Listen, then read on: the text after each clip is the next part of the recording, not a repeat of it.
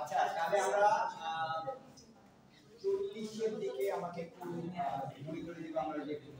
Presentation নিব ঠিক আছে অলরাইট সো ইফেক্টিভ প্রেজেন্টেশনের জন্য যে জিনিসগুলো কিছু আমাদের জিনিস জানা দরকার সেগুলো নিয়ে আজকে আমরা কথা বলবো মূলত প্রেজেন্টেশন বলো স্পিচ বলো lecture everything is considered communication between one or two persons about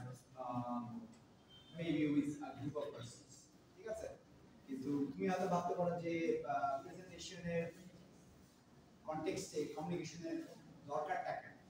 হচ্ছে ওই অর্থে যে আমরা প্রেজেন্টেশনের একটা আউটকাম চাই রাইট যে আমি যে কোনো একটা পার্টিকুলার মেসেজ আমার অডিয়েন্সের কাছে পৌঁছাতে চাচ্ছি এই মেসেজটা কত সাকসেসফুলি পৌঁছানো যাবে এবং সেখানে অডিয়েন্স কিভাবে এটাকে গ্রহণ করবে এই মেকানিজমগুলো এগুলো কিন্তু ভিতরে একটা মেকানিক্স আছে যেগুলো নিয়ে আমরা নর্মালি আমাদেরকে শেখানো হয় না ছোটবেলা থেকে বা স্কুল কলেজ থেকে শেখানো হয় না বেসিক্যালি তোমার এখানে অনেক কিছু আছে যে তোমার কমিউনিকেশন কিভাবে ঘটে কয় ধরনের কমিউনিকেশনে কি ব্যবহার হয় তারপর এখানে ভাষার ভূমিকা কি এই ব্যাপারগুলো নিয়ে আমরা এখানে কথা বলবো হ্যাঁ সো কমিউনিকেশন হচ্ছে মূলত আমরা এটাকে বলতে পারি যে exchange of view between to persons কিন্তু এটা ওয়ান পারসনও হতে পারে সেটাকে আমরা বলি হচ্ছে ইন্ট্রা পার্সোনাল কমিউনিকেশন ইন্টার মানে হচ্ছে যেমন মনে করো তোমরা এখন সামনে হয়তো আমাদের এখানে প্রোগ্রামিং কন্টেস্ট হবে ডিপার্টমেন্টের ভিতরে তখন এটাকে আমরা বলি ইন্ট্রা যখন ডিপার্টমেন্টের বাইরের সাথে বা অন্য ইউনিভার্সিটির সাথে তখন ইন্টার ঠিক আছে তো তার মানে কি কমিউনিকেশনের কনটেক্সটে তুমি ইন্ট্রা পার্সোনাল কমিউনিকেশন যখন তুমি বলছো বেসিক্যালি পার্সোনাল ভেতরে কমিউনিকেশন যেটা এখন আমরা সবাই করছি সেটা কি রকম যে আচ্ছা আমি একটা জিনিস চিন্তা করছি মনে করো আমার সাথে আমি যে কথাগুলো বলছি সেগুলো তুমি মনে করছো যে কোনটা জরুরি কি জরুরি না সেটা তুমি লিখে রাখছো এটাতে কি হচ্ছে যে তুমি তোমার সাথে একটা মিডিয়েশন হচ্ছে তুমি প্রাধান্য দিচ্ছ যে তুমি কোনটা শুনবে কোনটা জরুরি সেটা মনে রাখছো পরীক্ষার সময় যেটা করছো তুমি মাথা থেকে বের করে তারপর লেখো তাই না আচ্ছা সেটা that's the exception we should not talk about exceptions আচ্ছা তো তাহলে ওখানে আবার আরেকটা কাজ করছো তুমি কি you are making an interpersonal communication too how তুমি লিখছো হচ্ছে তোমার এক্সামিনারের জন্য বা যিনি খাতাটা দেখবেন তার মানে তার কাছে তোমার মেসেজটা যাচ্ছে যদিও এটা রিয়েল টাইমে না কারণ খাতাটা উনি পরে দেখবেন কাজে ওইটাও কিন্তু একটা ইন্টারপার্সোনাল কমিউনিকেশন এক পারসনের সাথে আরেক পারসন ঠিক আছে সো দ্য কমিউনিকেশন প্রসেসে হচ্ছে মূলত আমরা এটাকে বলি যে ইন্টেনশনালি অর আনইনটেনশনালি যদি আমরা এক্সচেঞ্জ করি ইনফরমেশন তাহলে এটাকে এই প্রসেসটাকে আমরা বলতে পারি এই প্রক্রিয়াটাকে আমরা বলতে পারি কমিউনিকেশন ঠিক আছে আচ্ছা কমিউনিকেশনের টাইপগুলো কি যেটা একটু আগে বললাম যে ইন্ট্রাপার্সোনাল হচ্ছে উইদিন ইয়োরসেলফ এবং এটা যে সব সময় মানে খুব ভিজিবল হতে হবে এমন না তুমি হয়তো দিনের শেষে ভাবছো যে আজকে সারাদিন কি করলাম ঘুমাতে গিয়ে ভাবছো যে আমার আজকে কোন কোন কাজগুলো হলো কোনগুলো বাকি ছিল বা আমি একটা ফিলোসফিক্যাল থট চিন্তা করছো যে দুনিয়াতে মানুষ কেন আসে so when you are doing it by yourself within yourself এটা হচ্ছে ইন্ট্রা আর ইন্টারটা হচ্ছে যখন তুমি বাইরে চলে যাচ্ছ যখন you are talking to others সেগুলো কি কি হতে পারে conversation interview small group discussion even this lecture class lecture ঠিক আছে আচ্ছা নেক্সট এটাকে আমরা বলি হচ্ছে পাবলিক কমিউনিকেশন পাবলিক কমিউনিকেশন আর কিছুই না যেটা interpersonal communication but with a larger group of audience ঠিক আছে তো সেটা আবার হয় হচ্ছে দুই ধরনের কি প্রথমটা হচ্ছে ন্যাচারাল, আরেকটা হচ্ছে আর্টিফিশিয়াল, সরি ডিরেক্ট এবং ইনডিরেক্ট। আর্টিফিশিয়ালটা পরে হচ্ছে ডিরেক্টটা হচ্ছে এই যে আমি যেটা করছি ইন পারসন তুমি কমিউনিকেট করছো উইথ আদার্স, এটা হচ্ছে হলো ডিরেক্ট। আর যখন তুমি you are doing it through some medium কোন একটা মাধ্যম ব্যবহার করে করছো, দ্যাট ইজ ইয়োর ইনডিরেক্ট। এবং সেটা আবার এরকম হতে পারে, সিনক্রোনাসও হতে পারে, আসিনক্রোনাসও হতে পারে। সিঙ্ক কথাটা আমরা তো জানি, তাই না? সিনক্রোনাস মানে কি একই সাথে একই তালে সমতালে, আর আসিনক্রোনাস হচ্ছে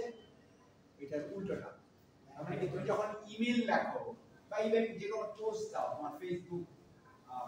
বা ইনস্টাগ্রামে, ওইখানে অ্যাসিনক্রোনাস, কারণ তোমার আরেক ফ্রেন্ড হয়তো সে রাত্রেবেলা ওটা দেখলো তখন সে উত্তর দিচ্ছে, বা ইমেল আসছে তোমার, ইমেল তুমি লিখেছো সকালে, উত্তর আসছে দুদিন পর, এটা হচ্ছে অ্যাসিনক্রোনাস। কিন্তু তুমি যখন জুমে ক্লাস করছো বা গুগল মিটের ক্লাস করছো, হ্যাঁ কোথাও কোনো ফেসবুক লাইভে, এগুলো হচ্ছে হলো সিনক্রোনাস, ঠিক আছে? কিন্তু ইট ইজ ইনডিরেক্ট। অথবা এরকম হতে পারে যে তুমি ডক্টর ইউনূস ভাষণ দিচ্ছেন সারা বাংলাদেশের জন্য ওভার টিভি, পরে এটা হয়তো আবার ইউটিউবে চলে গেছে বা ফেসবুকেও আসছে, এইগুলো হচ্ছে হলো ইনডিরেক্ট। আচ্ছা, এইটা যেই এখন যেটার কথা বলছি ইটস মাচ মোর কমপ্লিকেটেড, এটাকে বলে ইন্টারকালচারাল কমিউনিকেশন। আমি ফ্রেমের বাইরে যাতে না যাই সেটা আমাকে বলে দিই, ঠিক আছে? আচ্ছা, সো ইন্টারকালচারাল মানে কি? আচ্ছা, খুব সুন্দর বাংলা, কিন্তু মানে কি এটা আসলে সোজা কথা বলতে চাই কি কালচার টু কালচার, ডিফারেন্ট কালচারের মধ্যে মিক্স হওয়া আছে। সো এটা হচ্ছে কি যে যখন তুমি কোন একটা কাজের জন্য বা যে কোনো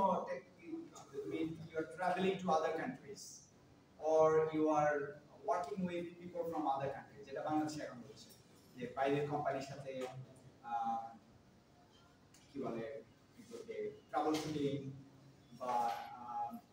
মনে করো যে কোনো সফটওয়্যার প্রজেক্টে কাজ করছে আমাদের ছেলেমেয়েরা, এটা তুমি বলতে পারো বাইরের সাথে কমিউনিকেট করা হচ্ছে। আচ্ছা, কালচারাল কমিউনিকেশন যে মুশকিলটা হতে পারে সেটা হচ্ছে কি, একটা হচ্ছে ভাষাগত, যে you are actually talking to someone who speaks a different language. আরেকটা হতে পারে যে ওই ভাষার যে কনটেক্সটটা, সেই কনটেক্সটটা হয়তো তুমি বুঝতে পারো না, এবং ভাষার কনটেক্সটটা কিন্তু সবসময় আমরা হয়তো ওইভাবে চিন্তা করি না যে ভাষা কিন্তু আসলে একটা কালচারের বলতে পারো সাউন্ড এবং সিম্বলের মাধ্যমে একটা রিপ্রেজেন্টেশন, তাই না? যে আমরা যে শব্দগুলো দৈনন্দিন জীবনে ব্যবহার করি সেগুলো যদি তুমি ওইভাবে ট্রান্সলেট করতে যাও অন্য ভাষায়, you will not be able to do that. যেমন আমরা বাংলা অভিমান, এই শব্দটা তুমি যদি ইংরেজিতে ট্রান্সলেট করতে যাও, you will not find a suitable word. তুমি হয়তো বলতে পারো upset বা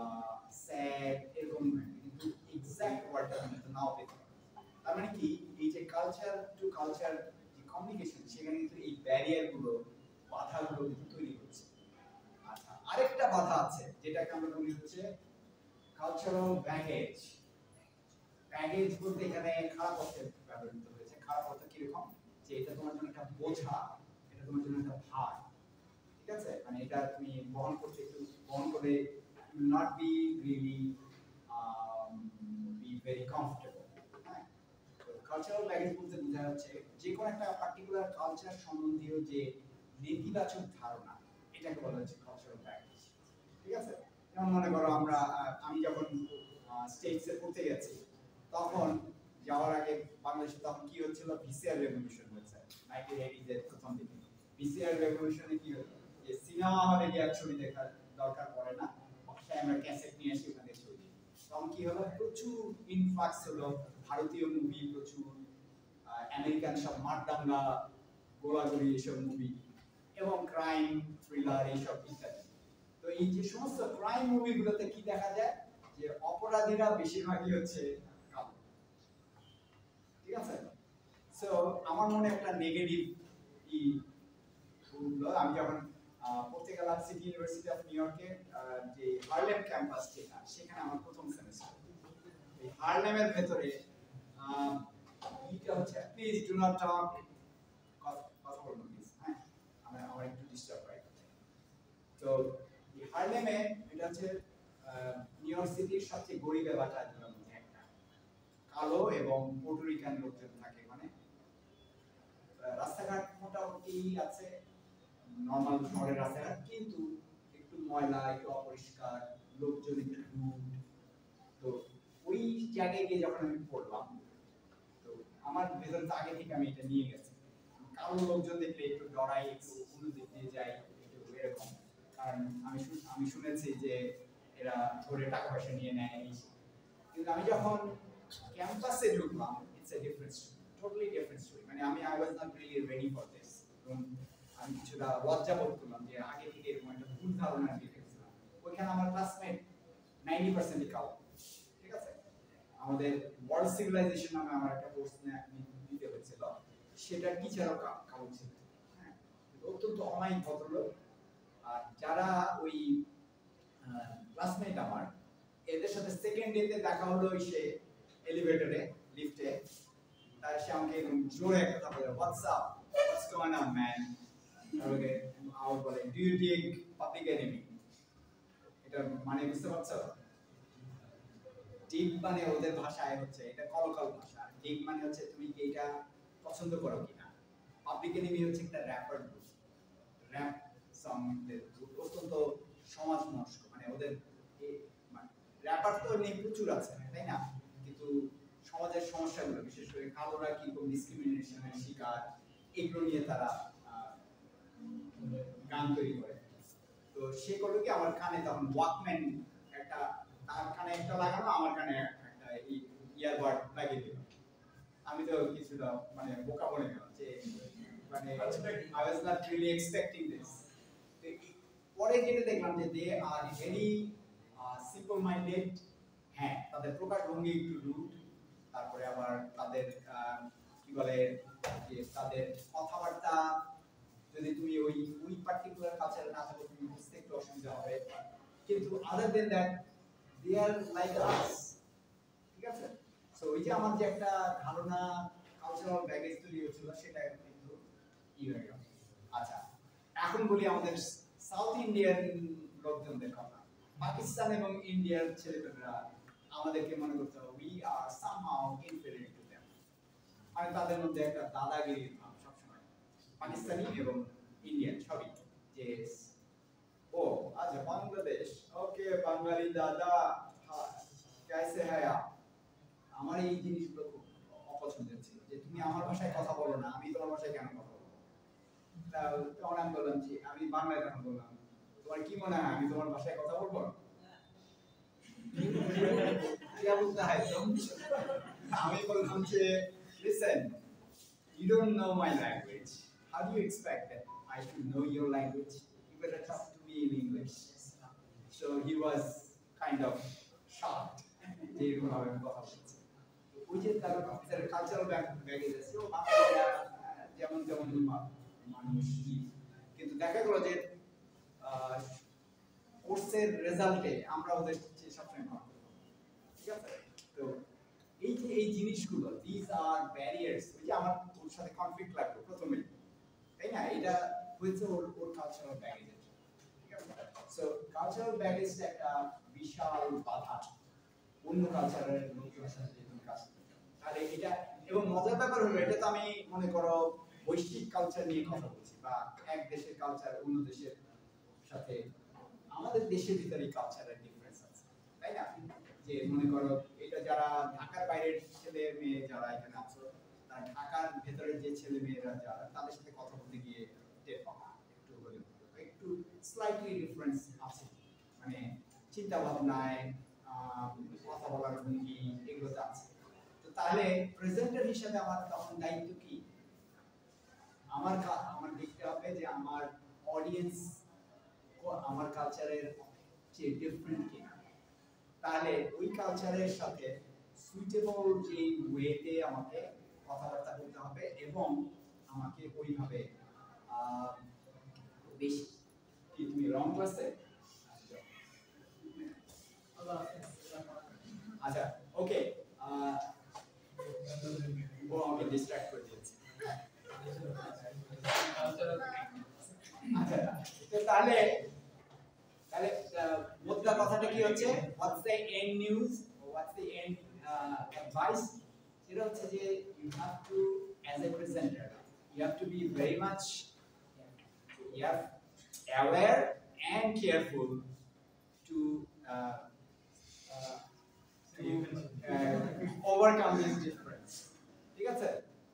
তাহলে এইটা হচ্ছে আমাদের intercultural communication আচ্ছা এবার আমরা কথা বলবো হচ্ছে মেকানিক্স অফ কমিউনিকেশন মেকানিক্স বলতে আমরা এখানে কি বুঝাচ্ছি এনিওয়ান পিছন দিকে কি একজন বলেন দেখি মেকানিক্স বলতে আমরা কি বুঝাচ্ছি মেকানিক্স অফ কমিউনিকেশন না আমি পিছন দিকে বলছি কি হয় বলো আমি মানে ওইটা ফলো করার চেষ্টা করছি যে তোমরা কি আসলে আমার সাথে are you with me or you are day dreaming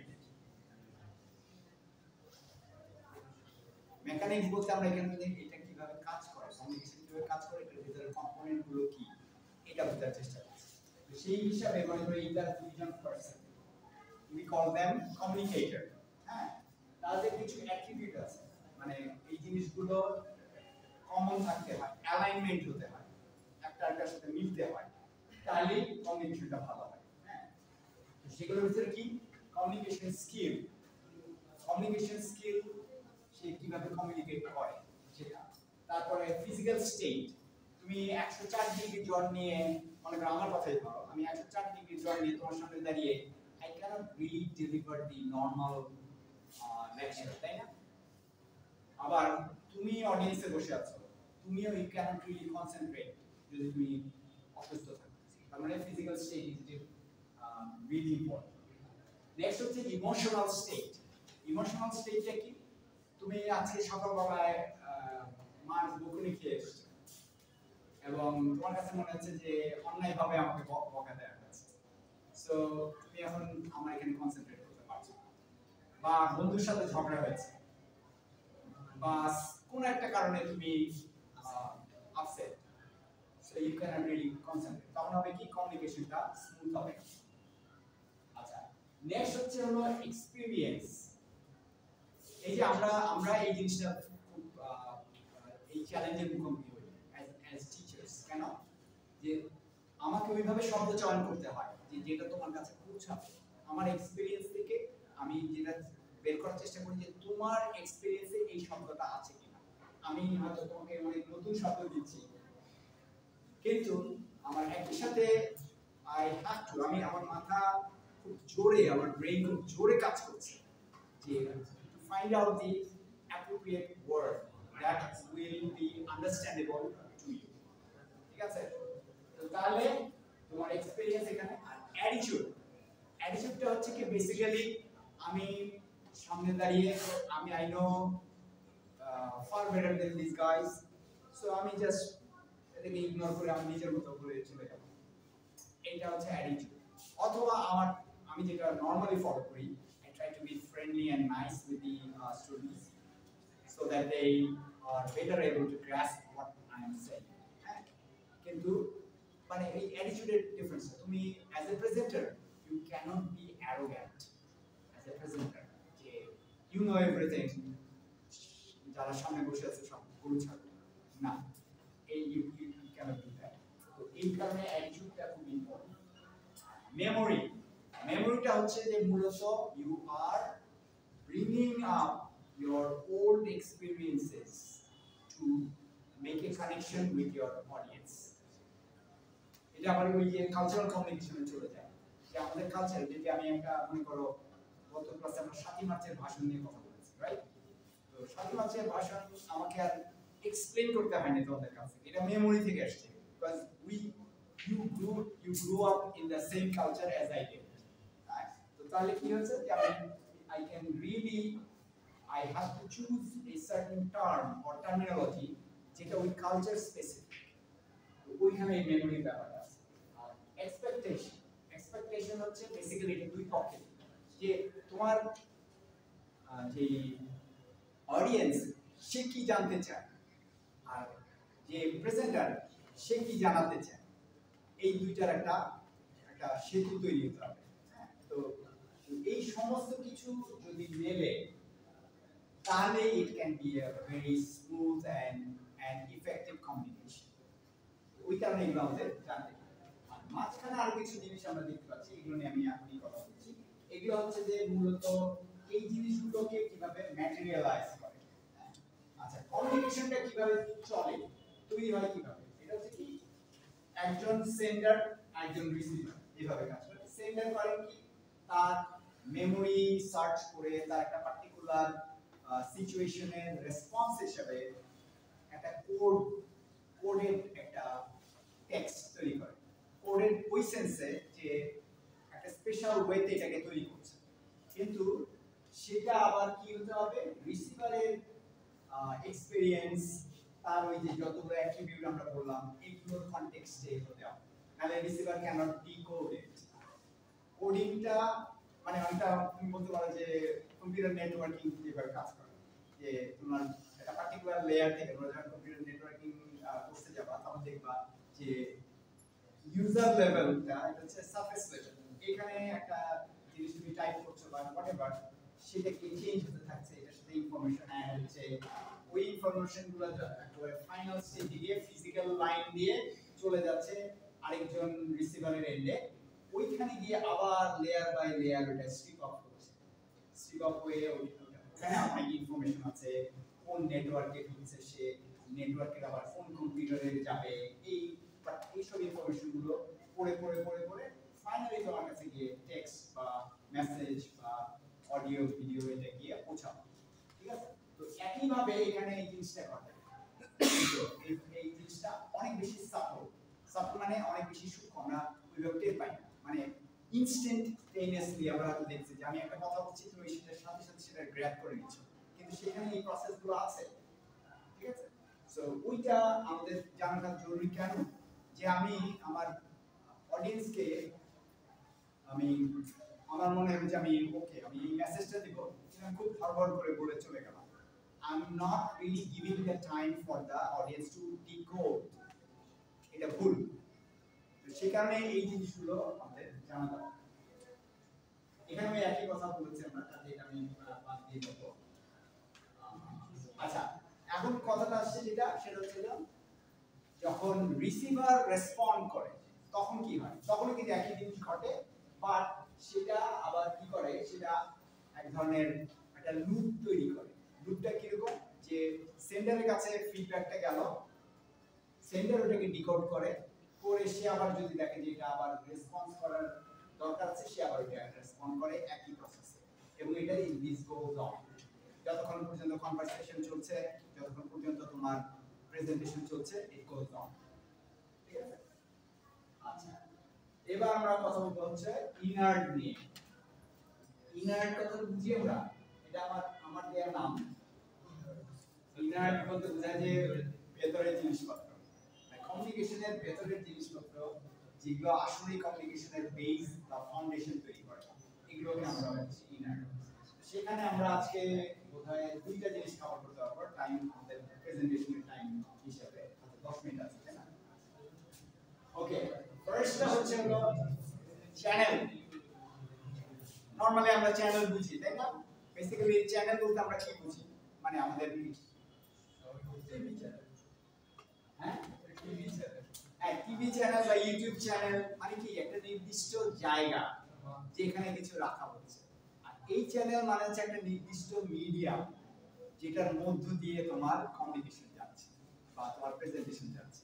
এটাকে আমরা বলছি চ্যানেল এবং ওই ডেফিনেটলি আমরা যে ডিরেক্ট আর ইনডিরেক্টের মধ্যে এখানে দেখতে পাই ন্যাচারাল চ্যানেল এবং আর্টিফিশিয়াল চ্যানেল ন্যাচারাল চ্যানেল হচ্ছে এই যে তুমি তোমার ইয়ার ব্যবহার করছো আমি আমার গলা ব্যবহার করছি চোখ ব্যবহার করছি এই যে 5 সেন্সেস এটা আমরা ব্যবহার করছি এটা হচ্ছে ন্যাচারাল চ্যানেল আর আর্টিফিশিয়াল হচ্ছে basically extensions of human channel. সেটা কি? মেগাফোন হতে পারে। আমি যখন মনে করো তুমি পিকনিকে গেছো, মেগাফোন নিয়ে আমরা হচ্ছে এই ছেলে মেয়েরা এদিকে আসো, অথবা এই যে আমি এইটা ব্যবহার করছি মাইক্রোফোন। মাইক্রোফোন কি হচ্ছে যে পরে এই ভিডিওটা দেখবে তার কাছে এই শব্দটা পৌঁছাচ্ছে। It is an extension. তার পক্ষে অনলাইন এটা করা সম্ভব ছিল না, এটা ছাড়া হতো না। ঠিক আছে? মার্শাল ম্যাকলুহান নামে একজন কমিউনিকেশন স্পেশালিস্ট আছেন, মারা গেছেন 2013। এই ভদ্রলোকের একটা কথা আছে, এখানে আমি এটা বলিনি, এটা উনি বলছেন যে এক্সটেনশনস অফ হিউম্যান চ্যানেলস, এই যেগুলো আর্টিফিশিয়াল জিনিস আমরা ব্যবহার করছি, মাইক্রোফোন বা ক্যামেরা, এই জিনিসগুলো কি বলছেন আর্টিফিশিয়াল চ্যানেলস, এগুলোকে এক্সটেনশন বলছেন। এক্সটেনশন কোন অর্থে? যেটা আমাদের রিচটাকে বাড়িয়ে দিচ্ছে, এটা আমরা কোনো কারো কাছে পৌঁছাতে হলে আমি এটা মনে করো এখানে আমি 30 জনের সাথে কথা বলছি, বাট এমন হতে পারে যে 5000 এর সঙ্গে আমি স্টেডিয়ামে যে মনে করো বড় বড় কোনো শো হয়, কনসার্ট বা যা কিছু, বা অনেক সময় বিভিন্ন মোটিভেশনাল ব্যাপার হয়, অনেক সময় তোমার ওই যে ওয়াজ মাহফিল হয়, ওখানে তোমাকে ওই আর্টিফিশিয়াল চ্যানেল ছাড়া তুমি পৌঁছাতেই পারবে না। ঠিক আছে? সো এটার একটা গুরুত্ব আছে, but at the same time ওখানে আরেকটা ব্যাপার আছে, সেটা হচ্ছে কি, ওইটা মার্শাল ম্যাকলুহান বলেছেন যে মিডিয়াম ইজ দ্য মেসেজ নামে একটা কথা আছে। ওইটা মানেটা হচ্ছে যে মিডিয়ামের মধ্যে দিয়ে তোমার মেসেজ যাচ্ছে, ওই মিডিয়াম কিন্তু তোমার মেসেজটাকে মোল্ড করে দিচ্ছে ওই রকম ভাবে। মনে করো আমি ন্যাচারালি যেভাবে কথা বলি, আমি যখন মাইক্রোফোন ব্যবহার করে কথা বলছি, আমার কথা একটু যান্ত্রিক হয়ে যাচ্ছে, হয়তো একটু এটা স্বাভাবিকতা একটু মুছে যাচ্ছে। ফলে যে জিনিসটা হয় যে ন্যাচারাল ইন্টারঅ্যাকশনের যে স্বতঃস্ফূর্ততা সেইটা অনেক সময় থাকে। ঠিক আছে? সো ওইটাও কিন্তু তোমার প্রেজেন্টার হিসাবে তোমাকে খেয়াল রাখতে হবে। তারপর মনে করি যে আই কন্টাক্ট, আমি আমার এখানে সবার সাথে আমি আই কন্টাক্ট করছি, বাট 5000 লোকের ক্রাউডের সামনে তুমি যখন কথা বলছো, how will you make the eye contact? Then you have to pretend, তাই না, যে আমি এদিকে তাকিয়ে আছি মানে এদিকে সবাইকে দেখছি, ওদিকে তাকিয়ে আছি ওদিকে সবাইকে দেখছি, এরকম একটা, তার মানে কি ওই আমার মিডিয়ামের জন্য একটা বাধা তৈরি হচ্ছে বা একটা কিছু তৈরি হচ্ছে, ওইটাকে আমার প্রেজেন্টেশন যে প্রেজেন্টার তার কনটেক্সটে এই জিনিসটাকে গুণায় নিতে হবে। এটাই হচ্ছে এই চ্যানেলের মূল কথা। হ্যাঁ, তাহলে তোমাকে কি করতে হবে যে you have to avoid inappropriate channels. হ্যাঁ, মনে করো এখানে আমি কথা বলছি, এখানে আমি মাইক নিয়ে কথা বলছি, it's not gonna be very natural। আবার আমি মাঠে কথা বলছি, অনেক জোরে চেঁচিয়ে কথা বলার চেষ্টা করছি, কিন্তু সবার কাছে পৌঁছাচ্ছে না। সো এই জিনিসগুলো আমাকে গোনায় নিয়ে তারপরে আমাকে কাজ করতে হবে। আজকের লাস্ট টপিক যেটা ফ্রেম অফ রেফারেন্স। ফ্রেম মানে হচ্ছে কাঠামো, রেফারেন্স মানে হচ্ছে কোন একটা কিছু সোর্স বা উৎস খুঁজে বের করা। তাহলে আমি কি হচ্ছে যে প্রেজেন্টার তাকে ওই পার্টিকুলার কাঠামো যেই সোর্স নিয়ে সে কথা বলছে ওইটার কাঠামোটা পরিষ্কার করতে হয়। পরিষ্কার করাটা কি? এখানে যদি আমরা এই কার্টুনটার দিকে তাকাই, পিছনে হয়তো দেখা যাচ্ছে না, এখানে একজন লোক গলা পানিতে ডুবে আছে। হ্যাঁ, আমি একটু কাছে গেছি, সে বলছে যে ইটস ডিপ, এটা আসলে খুব ডিপ, মানে এটা গভীর। আর একজন হাঁটু পানিতে দাঁড়িয়ে আছে বা গোড়ালি পর্যন্ত, সে বলছে নো ইটস নট। তাহলে কি হচ্ছে যে যে যেখানে যেই পজিশনে দাঁড়িয়ে আছে সেটার কনটেক্সটে তার মেসেজটা নির্ধারিত হচ্ছে। ওই জন্য এটাকে বলা হচ্ছে ফ্রেম অফ রেফারেন্স। মানে আমি এভাবে আশা করতে পারি না যে তোমরা মনে করো আমি কোন একটা পার্টিকুলার কনসেপ্ট নিয়ে যখন কথা বলছি, এই কনসেপ্টটা তোমার জানা নাই, কিন্তু আমি আশা করতে পারি না যে এটা তোমার জানা থাকা উচিত। বা মনে করো গত ক্লাসেই না কোথায় বলেছিলাম যে মনে করো আমি এক্সোবায়োলজি নিয়ে কথা বলছি, এক্সোবায়োলজি নিয়ে কথা বলতে গেলে তখন দেখা যাচ্ছে যে এটা নিয়ে খুব বেশি লোকজনের জানা নাই, আমি শুধু এক্সপেক্ট করলে তো হবে না। এইটা হচ্ছে আমাদের ফ্রেম অফ রেফারেন্স। পরিষ্কার সবার কাছে? কোনো প্রশ্ন আছে? আচ্ছা, now will go to the presentation.